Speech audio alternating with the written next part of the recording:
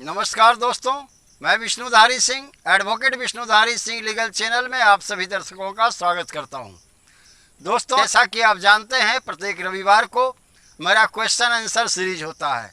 आज आपके प्रश्नों का उत्तर मैं देने का कोशिश इस वीडियो के माध्यम से कर रहा हूं। दोस्तों, मेरा सारा वीडियो फेसबुक और इंस्टाग्राम पर भी अपलोड होता रहता है। अगर आप चाहें तो उसे वहाँ भी देख सकते हैं। तो आइए दोस्तों, बिना समय गंवाए अपने वीडियो की ओर चले, जिसमें आपके प्रश्नों का उत्तर मुझे देना है। पहला प्रश्न है गोलू शर्मा जी का। इन्होंने अपने प्रश्न में कहा कि पंचायत के ज़मीन पर आदिकाल से हमारा कब्जा है, क्या वह ज़मीन हमारा हो सकता है? उत्तर में मुझे कहना है गोलू शर्मा जी, एडवर्स पोजीशन के आधार पर किसी ज़मीन का मालिकाना हक कब्जेदार को तब मिलता है जब वह कब्जेदार उस ज़मीन मालिक के इच्छा के विरुद्ध ज़मीन मालिक की जानकारी में शांतिपूर्वक 12 साल तक उस ज़मीन पर कब्जे में रह गया हो और सरकारी ज़मीन पर 30 साल तक कब्जे में रह गया हो, और इस बीच में ज़मीन मालिक या सरकार कोई एक्शन नहीं लेती है, कोई केस नहीं करती है, तब एडवर्स पोजीशन के आधार पर आप ज़मीन के मालिक बन सकते हैं। खुद समझें कि आपने उस ज़मीन पर जो पंचायत का है उस पर आपने कब्जा आदिकाल से किया है। क्या आप पंचायत की इच्छा के विरुद्ध कब्जा किए हैं? क्या अभी तक पंचायत ने कोई एक्शन आप पर नहीं लिया? क्या आप पंचायत के टाइटल को उस ज़मीन पर इनकार रहे हैं? अगर ऐसी बातें हैं तो एडवर्स पोजीशन के आधार पर ज़मीन आपका हो सकता, लेकिन आप मान रहे हैं कि वह ज़मीन पंचायत का ही है, यानी आप पंचायत का टाइटल स्वीकार रहे हैं। ऐसी परिस्थिति में वह ज़मीन एडवर्स पोजीशन के आधार पर आपका नहीं हो सकता। अगला प्रश्न है रमेश बेदिया जी का। इन्होंने अपने प्रश्न में कहा कि मेरे ज़मीन का हुक्मनामा 1942 का है। उसी हुक्मनामा के आधार पर मैंने वह ज़मीन अपने पत्नी के नाम ट्रांसफ़र 1968 में कर दिया, तो अब वह ज़मीन किसका है? उत्तर में मुझे कहना है रमेश बेदिया जी, आपका जो भी हुक्मनामा है उसका ज़मींदारी का रिटर्न ज़रूर जमा होगा। आप कृपया कर हुक्मनामा जिस खाता प्लॉट का है उसका रिटर्न जमाबंदी ज़रूर निकाल लें। रिटर्न जमाबंदी से पता लगेगा कि ये हुक्मनामा जायज़ है या नाजायज़ है। अगर हुक्मनामा जायज़ है तो आपके द्वारा जो उस ज़मीन को अपने पत्नी के नाम ट्रांसफ़र किया गया 1968 में रजिस्ट्री के द्वारा, वह ज़मीन की मालकिन अब आपकी पत्नी है। और अगर वह हुक्मनामा गलत है, वैसी स्थिति में न आप मालिक है और न आपकी पत्नी मालिक है। अगला प्रश्न है भोलू जी का। इन्होंने कहा कि मेरे पिताजी ने 2000 ईस्वी में एक प्लॉट ज़मीन का खरीदा था जो 250 गज था। वो मेरे पिताजी के दोस्त थे जिन्होंने ज़मीन खरीदा। उस समय वो पैसा नहीं दिए। काफ़ी समय गुजर जाने के बाद अब कुछ दिन पहले जो पैसा उनसे मांगा गया तो वो देने से इनकार किए। ऐसी परिस्थिति में मेरे पिताजी उन पर टाइटल कैंसिलेशन सूट का मुकदमा न्यायालय में दायर कर दिए हैं। क्या इस बीच में उस मुकदमा में हमें स्टे मिल सकता है ताकि हम दोनों के बीच में कुछ सेटलमेंट हो जाए? उत्तर में मुझे कहना है भोलू जी, आप स्टे ले सकते हैं।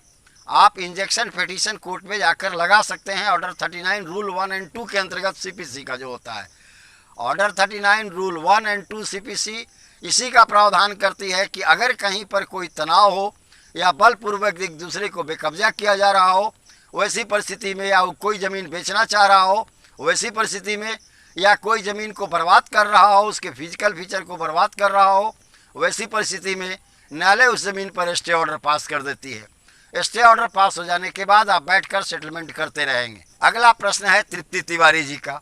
इन्होंने अपने प्रश्न में कहा कि अगर माँ की मृत्यु ससुराल में प्रताड़ना और जहर खाने से हो गई तो क्या माँ के जो पुत्र हैं वो अपने नाना नानी की संपत्ति में हिस्सा का मांग कर सकते हैं?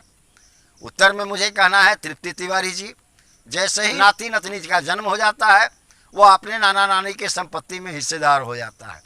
चूँकि आपके माता जी का स्वर्गवास ससुराल में हो गया जहाँ उन्हें प्रताड़ित किया गया और जहर खाकर वो आत्महत्या कर ली, फिर भी इस परिस्थिति के बावजूद भी उन नाती नतनी का हक उनके नाना की संपत्ति में है। चूँकि अब पैतृक संपत्ति कहलाता है। नाना नानी की संपत्ति और दादा दादी की संपत्ति यह पैतृक संपत्ति कहलाती है। नाती और नतनी का शेयर नाना की संपत्ति में है। अगला प्रश्न है मोहम्मद अरशद अली साहब का। इन्होंने अपने प्रश्न में कहा कि मेरे ज़मीन को किसी दूसरे व्यक्ति ने हमारे वंश का बता करके फर्जी रजिस्ट्री कर दिया। वो ज़मीन 34 एकड़ 20 डिसमिल है। उस ज़मीन का पुराना रसीद और खतियान हमारे नाम पर है। वह दबंग लोग है जिसने ज़मीन खरीदा। ऐसी स्थिति में क्या वह ज़मीन मुझे पुनः मिल सकती है? उत्तर में मुझे कहना है आपकी ही ज़मीन है और आपकी ही रहेगी। कोई दूसरा व्यक्ति आपके वंश का वारिसान बताकर ज़मीन नहीं बेच सकता। अगर वह बेचा है, इसके उपाय के लिए, इसके कानूनी निदान के लिए आप तहसील कार्यालय से अपने वंश का वंशावली बनवाएं। खतियान आपके पास है ही, रसीद आपके पास है ही। इसी के आधार पर आप title declaration suit civil court में जाकर फाइल करें, सेक्शन 5 लिमिटेशन एक्ट और सेक्शन 31 स्पेसिफिक रिलीफ एक्ट के अंदर में, कि हमारे वंश के ज़मीन को दूसरे आदमी जो हमारे वंश के नहीं हैं, हमारे वंश का बता करके बेच दिए। ये रहा वंशावली हमारे वंश का, जिससे यह साबित होता है कि यह व्यक्ति हमारे वंश के नहीं हैं।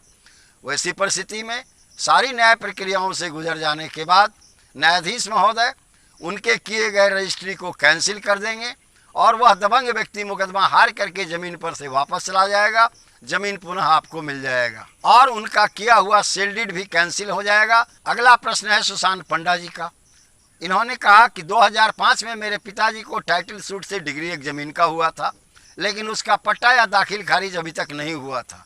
लेकिन इसी बीच जो हारने वाला व्यक्ति है वह उस ज़मीन को तीसरे व्यक्ति को बेच दिया और तीसरा व्यक्ति दाखिल खारिज भी करा लिया। ऐसी परिस्थिति में क्या वह ज़मीन मुझे मिल सकती है?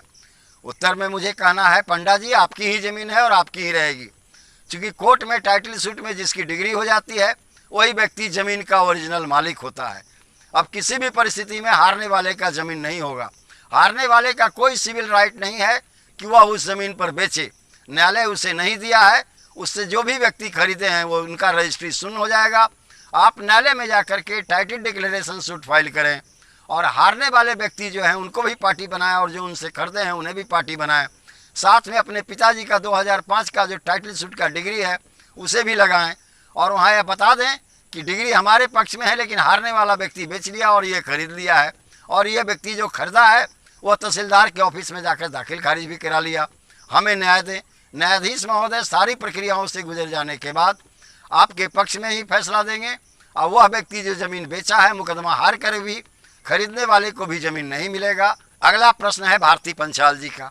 इन्होंने अपने प्रश्न में कहा कि हमारे ही ज़मीन पर 12 साल से अधिक समय से किराएदार रह रहा है, लेकिन हमारे साथ उसका कोई एग्रीमेंट नहीं बना हुआ है। ज़मीन की रजिस्ट्री, ज़मीन का रसीद, ज़मीन का कब्जा हमारे पास है। ऐसी परिस्थिति में क्या वह किराएदार हमारे ज़मीन का मालिक बन सकता है? उत्तर में मुझे कहना है, भारती पंचाल जी, किराएदार कभी ज़मीन का मालिक नहीं बन सकता। उसके पास न कोई टाइटल का डॉक्यूमेंट होगा, न पोजीशन का डॉक्यूमेंट होगा, न रेंट रिसीट होगा। ये सब आपके पास है। वो किराएदार है, हमेशा किराएदार ही रहेगा। अगर वह किराएदार आपकी ज़मीन को खाली नहीं करता है आपके कहने के बाद भी, तब आप सिविल कोर्ट में जाएं और उसके ऊपर में टाइटल इविक्शन सूट का मुकदमा दायर करें, जिसके अंदर उस किराएदार को पार्टी बनाएं।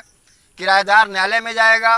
दोनों पक्ष की बात सुनने के बाद, सारी न्याय प्रक्रियाओं से गुजर जाने के बाद न्यायाधीश महोदय उस किराएदार को आदेश देंगे कि वह ज़मीन तू खाली कर दो। इसे हम इविक्शन सूट भी कहते हैं। धन्यवाद दोस्तों, यहीं पर मेरा प्रश्न उत्तर समाप्त हुआ। दोस्तों, आपके अधिकांश प्रश्नों का उत्तर मैंने कमेंट बॉक्स में दे दिया है। जो कुछ इम्पॉर्टेंट प्रश्न थे उसमें से चुन करके मैंने इस वीडियो के माध्यम से आपको देना उचित समझा।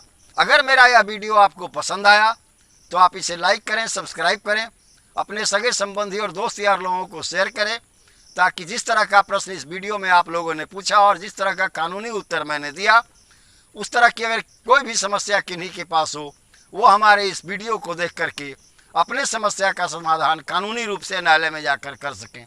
धन्यवाद दोस्तों, विशेष अगले वीडियो में।